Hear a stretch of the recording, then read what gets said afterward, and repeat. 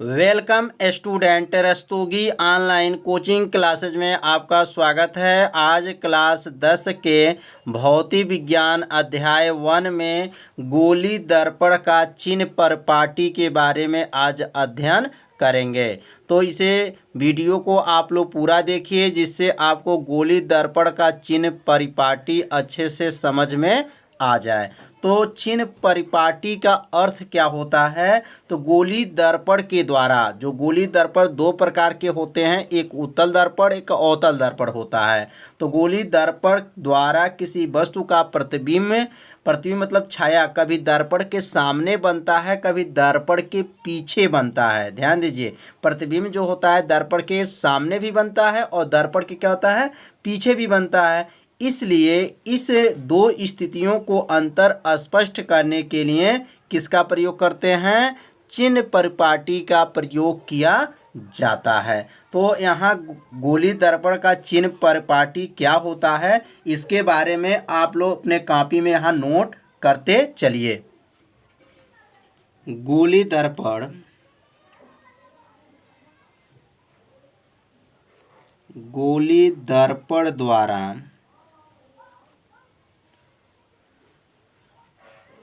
द्वारा किसी वस्तु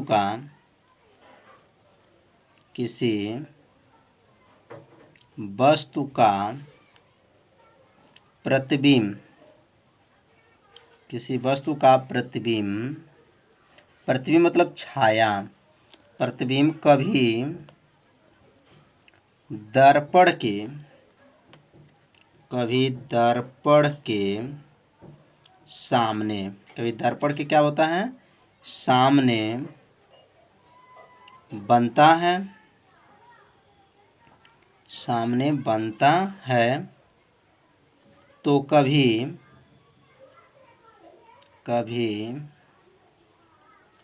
दर्पण के पीछे बनता है, दर्पण के पीछे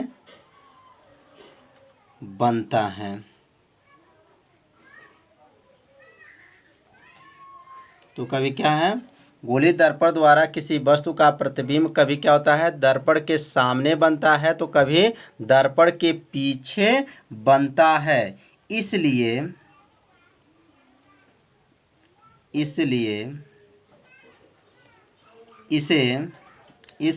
इसे इन दो स्थितियों में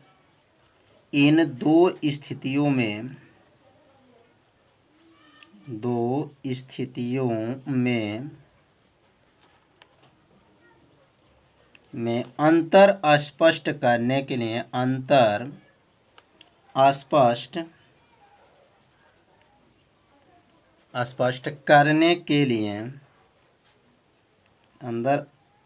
जो है स्पष्ट करने के लिए एक परिपाटी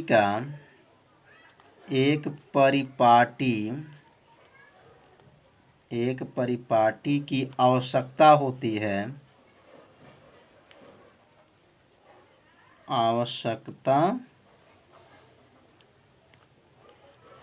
है, जिसे चिन्ह परिपाटी कहते हैं। जिसे क्या कहते हैं? चिन्ह परिपाटी कहते हैं। चिन्ह परिपाटी कहते हैं। तो कितना आसान है, बस थोड़ा सा ध्यान देना है, आपको याद हो जाएगा। और इसे अपने कॉपी में ज़रूर नोट भी करते चलिए। तो गोली दर्पण द्वारा किसी वस्तु का प्रतिबिंब मतलब छाया कभी दर्पण के क्या होता है, सामने बनता है, तो कभी दर्पण के पीछे बनता है। इसलिए इसे इन दो स्थितियों में अंतर, दो स्थितियों का मतलब यह हो गया कि दर्पण के एक सामने है और एक दर्पण के क्या है, पीछे है। इसलिए कितनी स्थितियां हो गया, दो स्थितियां हो गया। तो दो स्थितियों में अंतर स्पष्ट करने के लिए किसकी आवश्यकता पड़ता है? परिपाटी की आवश्यकता होती है, जिसे चिन्ह परिपाटी कहते हैं। अब यहाँ विशेष थोड़ा लिख लेंगे। विशेष जो होता है थोड़ा IMP होता है, विशेष को समझ लीजिए। अब विशेष लिखेंगे आजकल, आजकल, आजकल चिन्ह परिपाटी, आजकल चिन्ह परिपाटी, चिन्ह परिपाटी को निर्देशांक, निर्देशांक, निर्देशांक चिन्ह परिपाटी कहते हैं। आजकल जो चिन्ह परिपाटी को क्या कहते हैं? निर्देशांक चिन्ह परिपाटी कहते हैं। निर्देशांक चिन्ह परिपाटी कहते हैं, परिपाटी कहते हैं। जो आजकल जो चिन्ह परिपाटी है उसी को क्या कहते हैं? निर्देशांक चिन्ह परिपाटी कहते हैं। अब क्लास 9th में आप लोग ग्राफ खींचे होंगे, आप लोग को याद होगा। नहीं याद है तो इसको आज ग्राफ के बारे में कुछ समझ लीजिए, जिससे आपको चिन्ह परिपाटी अच्छे से समझ में आ जाएगा। तो यह जो है, यह जो रेखा है यक्स रेखा है, इसको यक्स डैश मानते हैं, इसको वाई मानते हैं, और नीचे वाले को क्या मानते हैं? वाई डैश मानते हैं। तो यह यक्स अक्ष जो होता है, याद रखिएगा, यह यक्स जो होता है इसको कहेंगे इधर जो है दाहिने, क्या कहेंगे? दाहिने। इसको कहेंगे बाएं, ध्यान देंगे, इसको क्या कहेंगे? बाएं। और इसको ऊपर, इसको क्या कहेंगे? नीचे। यहाँ से मूल बिंदु है, यह हमारा जो बिंदु होता है क्या होता है? मूल बिंदु। तो मूल बिंदु से इसको दाहिने बोलेंगे, मूल बिंदु से इसको बाएं बोलेंगे, और इसको मूल बिंदु से ऊपर बोलेंगे, मूल बिंदु से नीचे बोलेंगे। तो ध्यान दीजिए, जब ये दाहिने तरफ की बात कहा जाएगा तो यह हमेशा प्लस होता है। दाहिने तरफ क्या होगा? प्लस होगा। बाएं की तरफ जो होगा वह माइनस होगा। क्या होगा? माइनस होगा। याद रखिएगा, बाएं की तरफ माइनस होगा, ऊपर की तरफ प्लस होगा। ऊपर जाएंगे तो क्या होगा? प्लस, और नीचे जाएंगे तो क्या होगा? माइनस होगा। बस ये चार जो चिन्ह है ध्यान देंगे। मूल बिंदु से दाहिने जाने पर क्या होगा? प्लस। मूल बिंदु से बाएं जाने पर क्या होगा? माइनस। मूल बिंदु से ऊपर जब जाएंगे तो क्या होगा? प्लस, और मूल बिंदु से नीचे जाएंगे तो क्या होगा? माइनस। इसको ध्यान में रखते हुए जब इसको समझ लेंगे तो आपको चिन्ह परिपाटी अच्छे से समझ में आ जाएगा। अब यहाँ लिखेंगे चिन्ह परिपाटी के अनुसार, चिन्ह परिपाटी के अनुसार, चिन्ह परिपाटी के अनुसार।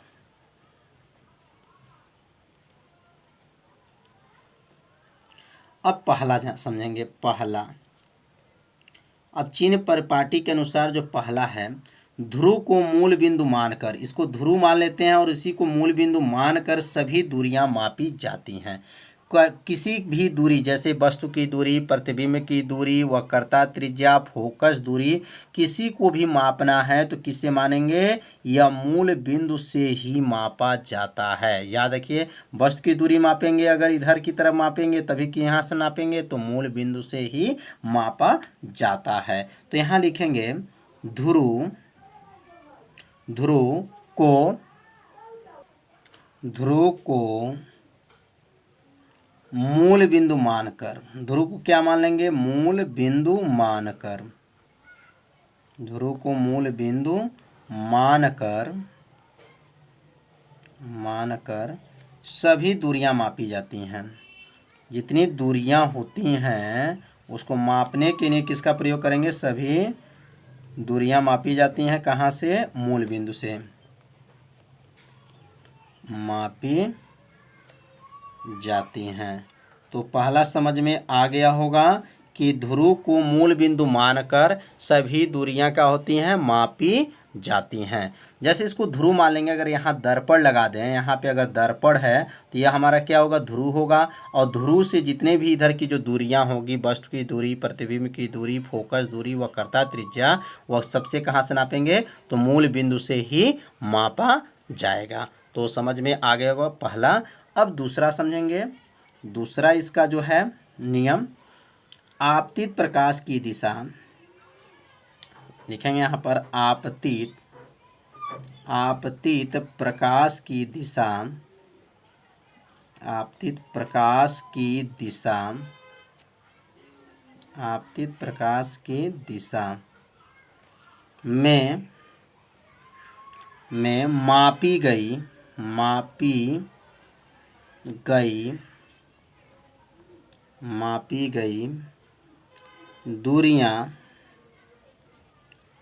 गई दूरियां धनात्मक होती हैं। धनात्मक होती हैं। तो दूसरा क्या नियम है? तो दूसरा नियम को ध्यान से देखेंगे। आपतित जो प्रकाश की दिशा, जो आपतित होगा प्रकाश की, जो आपतित जैसे जब लेंस दर्पण के ऊपर जब प्रकाश के किरण आपतित होता है तो आपतित प्रकाश की दिशा में मापी गई दूरियां क्या होंगी? धनात्मक होती हैं। अब यह तीसरा नियम समझेंगे। तीसरा नियम है आपतित प्रकाश की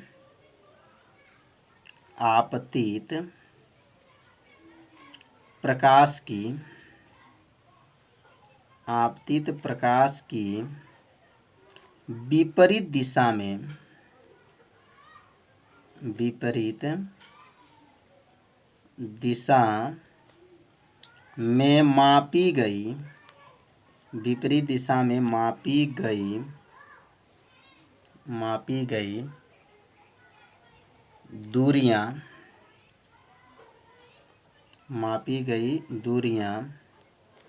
ऋणात्मक होती हैं। क्या होती हैं? ऋणात्मक होती हैं। तो यह तीन जो है नियम को ध्यान से समझेंगे। अब यह क्या है? आपतित प्रकाश की विपरीत दिशा में, अगर विपरीत दिशा में जो दूरियां हैं, दूरियां हो जाएंगी तो क्या मानेंगे? किस में नापेंगे? तो ऋणात्मक होती हैं। तो यह तीन नियम है चिन्ह परिपाटी का, गोली दर्पण का। इसे ध्यान से अच्छे से समझिए और इसे अपने कॉपी में क्या कीजिए? नोट भी करते चलिए। तो तीन तो समझ में आ गया होगा। अब समझेंगे चौथा। चौथा क्या है? तो चौथा जो है मुख्य अक्ष। ध्यान दीजिए, मुख्य अक्ष, जो मुख्य अक्ष होता है, मुख्य अक्ष के ऊपर, किसके? मुख्य अक्ष के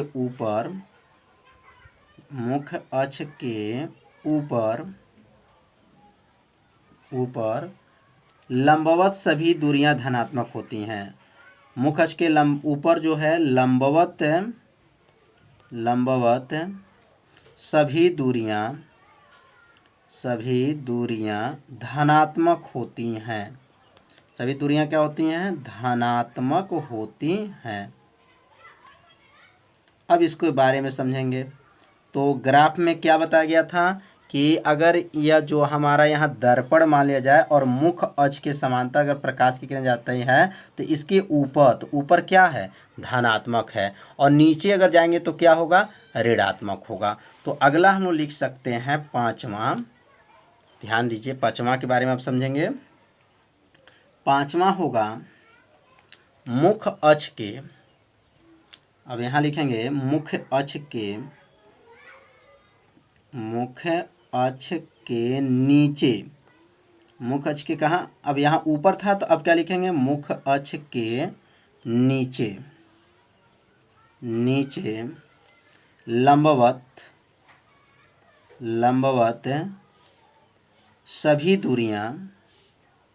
सभी दूरियां क्या होंगी? ऋणात्मक मानी जाती हैं। ऋणात्मक